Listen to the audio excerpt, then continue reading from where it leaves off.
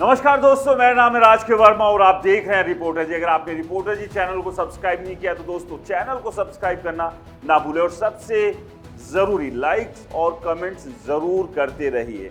चलिए एक बार फिर से बात करेंगे हरियाणा की राजनीति पर, हरियाणा के विधानसभा चुनाव पर। और उस सब के बीच आज हमारे जहन में एक सवाल आया कि बीजेपी की किरण चौधरी और बेचारे कुलदीप बिश्नोई, आखिरकार बीजेपी में क्या कुलदीप बिश्नोई बेचारे बनकर रह गए? बैठे बैठे सवाल जहन में इसलिए आया क्योंकि ये दोनों ही नेता कांग्रेस छोड़कर बीजेपी के साथ आए थे, लेकिन क्या दोनों को उतना ही मान सम्मान और जो ये पद चाहते थे, यानी कि कांग्रेस से बीजेपी में आने से पहले जो डील हुई थी वो मान सम्मान दोनों को बराबर मिला, या फिर इसमें किसी एक के साथ भेदभाव हुआ? और ये भेदभाव क्या कुलदीप बिश्नोई के साथ हुआ है?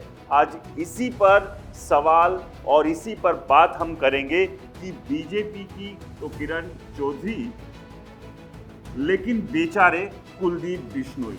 तो आखिरकार कुलदीप बिश्नोई बेचारे क्यों बन गए? क्या कुलदीप बिश्नोई सच में बीजेपी में दरकिनार और नजरअंदाज किए जा रहे हैं और इसीलिए उनकी स्थिति किसी बेचारे से कम नहीं रह गई है? ये सवाल इसलिए भी उठना लाजमी है, जो कि हम शुरू में भी कह रहे थे कि दोनों ही कांग्रेस से जरूर आए, दोनों का कद लगभग बराबर है, लेकिन बीजेपी ने दोनों को क्या उतना ही मान सम्मान और उतनी ही सारी चीजें दी है? तो सबसे पहले बात करते हैं कुलदीप बिश्नोई को लेकर कि कुलदीप बिश्नोई बीजेपी में क्या पूरे मान सम्मान के लिए दर दर की ठोकर खा रहे हैं, यानी दर दर भटक रहे हैं? क्योंकि अभी हाल ही में देखा था, लोकसभा चुनाव हो या फिर राज्यसभा के लिए दावेदारी ठोकने की बात हो, तो उस सब को लेकर लगातार हरियाणा से लेकर दिल्ली तक में पद और सही सम्मान के लिए दर दर भटकते हुए नजर आ रहे थे कुलदीप बिश्नोई। तो ऐसे में इसीलिए यह सवाल उठा कि आखिरकार इतना भटकने के बाद क्या कुलदीप बिश्नोई को वो सब मिल पा रहा है जिसके वो हकदार है, या फिर बीजेपी के लिए बहुत ज्यादा मायने कुलदीप बिश्नोई नहीं रख रहे हैं? क्योंकि किरण चौधरी से पहले बीजेपी में अगर किसी ने ज्वाइन किया था तो वो कुलदीप बिश्नोई थे, यानी कि किरण चौधरी अभी बीजेपी में शामिल हुई है तो वहीं कुलदीप बिश्नोई काफी पहले बीजेपी के साथ आ गए थे। और कुलदीप बिश्नोई कब बीजेपी के साथ आए थे वो भी हम आपको बता देते हैं कि वो कितना समय जो है हो चुका है, और इतना समय बिताने के बाद क्या अभी भी बीजेपी ने कुलदीप बिश्नोई को ठीक से अपनाया नहीं है? क्योंकि कुलदीप बिश्नोई ने 4 अगस्त 2022 को बीजेपी ज्वाइन की थी, यानी कि अभी जिस अगस्त के महीने में है, इसी महीने में 2022 में कुलदीप बिश्नोई ने कमल को थामा था। यानी कि 2 साल से भी ज्यादा का वक्त कुलदीप बिश्नोई को बीजेपी के साथ हो चुका है। और इस 2 साल के वक्त में आपको क्या लगता है कि कुलदीप बिश्नोई जो डिजर्व करते थे, जिस सोच के साथ, जिस उम्मीद के साथ वो कांग्रेस छोड़कर बीजेपी में आए थे, वो सब पूरा हो पा रहा है? क्योंकि सवाल यही है। और चूंकि विधानसभा चुनाव है, ऐसे में तमाम बड़े नेता अब अपने अपने परिवार, अपने समर्थकों के लिए टिकट मांग रहे हैं। तो ऐसे में सबसे बड़ी बात यही रही कि जब कुलदीप बिश्नोई बीजेपी में शामिल हुए थे तो आदमपुर से विधायक थे, तो ऐसे में जब उन्होंने कांग्रेस का साथ छोड़ा तो उन्होंने आदमपुर से विधायकी से रिजाइन दे दिया था। और इस सीट पर उनके बेटे भव्य बिश्नोई को बीजेपी ने, देखिए क्या किया, बीजेपी ने अपनी कमल का सिंबल चिपकाकर उन्हें आदमपुर की सीट दे दी। यानी कि कहीं ना कहीं ये एहसास कराया गया कि देखिए भाई साहब, हमने आपको आदमपुर की सीट दे दी है, यानी कि आप बीजेपी में शामिल हुए हैं तो आपके बेटे को कमल के निशान के साथ हमने आदमपुर की सीट दे दी है। लेकिन मजे की बात ये थी, ये सीट तो पहले से ही कुलदीप बिश्नोई की ही थी। तो यानी कि बीजेपी ने यहाँ कुलदीप बिश्नोई के साथ भी खेल किया कि अपना सिंबल चिपकाकर, यानी कि सामान उन्हीं का था, पैकिंग अपनी करके उनको वापस दे दिया कि ये देखिए ये आपका गिफ्ट है और इसे लेकर आप खुश हो जाइए।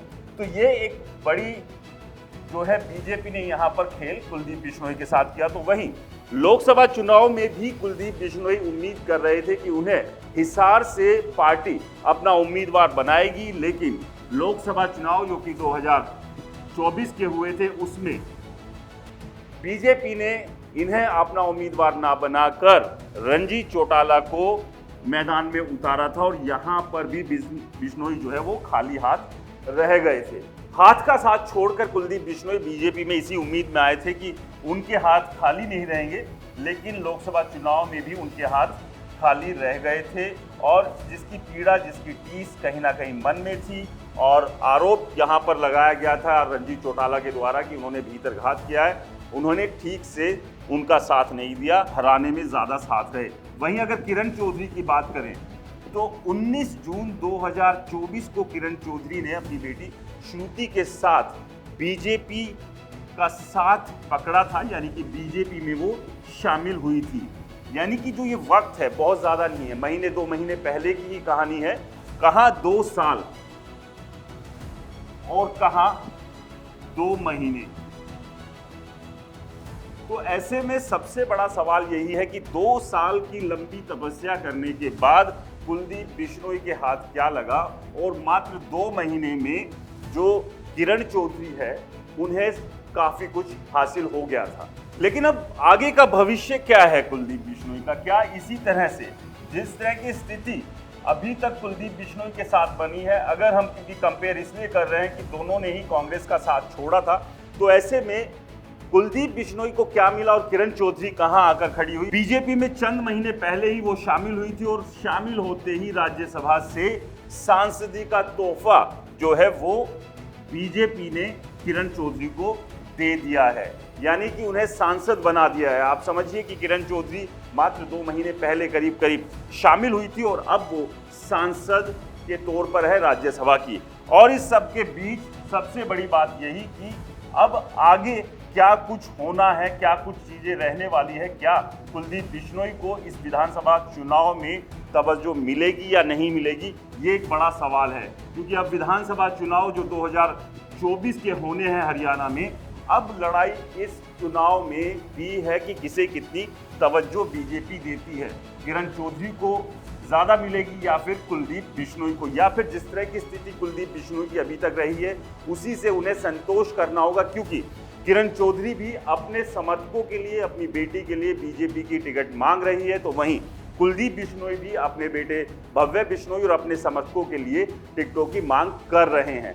लेकिन क्या जिस तरह से किरण चौधरी को लगातार बीजेपी अभी तक आगे रखे हुए है और कुलदीप बिश्नोई जो 2 साल पहले बीजेपी में शामिल हो गए थे अभी भी कहीं ना कहीं पीछे हैं, तो क्या विधानसभा चुनाव में भी बीजेपी उनके साथ कुछ बड़ा खेल कर देगी? क्या जिस मान सम्मान और पद की उम्मीद में वो थे वो अभी तक जो नहीं मिला वो विधानसभा चुनाव में भी क्या उन्हें नहीं मिल पाएगा? हमें कमेंट्स कर जरूर बताएं। रिपोर्टर जी चैनल को सब्सक्राइब नहीं किया तो दोस्तों चैनल को सब्सक्राइब करना ना भूलें। नमस्कार।